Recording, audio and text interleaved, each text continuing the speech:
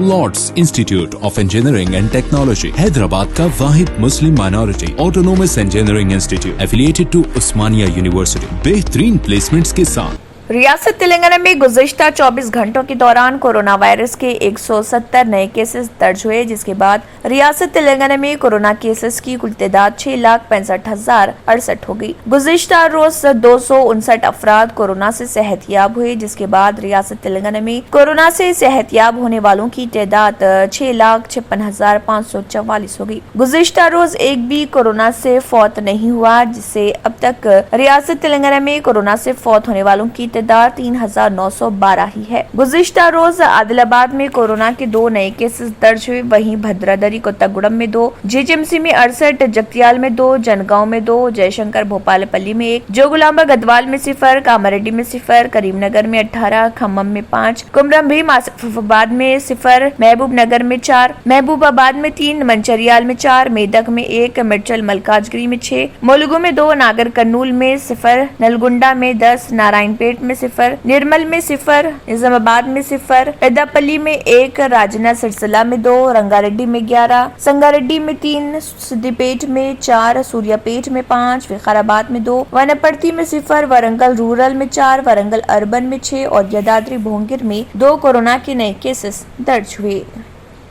अगर आपने हमारे चैनल को अभी तक सब्सक्राइब नहीं किया है तो यहाँ पर रेड कलर का सब्सक्राइब बटन दिख रहा है, उसे क्लिक करें और हमारे चैनल को सब्सक्राइब कीजिए और साथ ही साथ बेल आइकन को भी क्लिक कीजिए, जिससे आपको ताज़ा अपडेट मिलती रहे।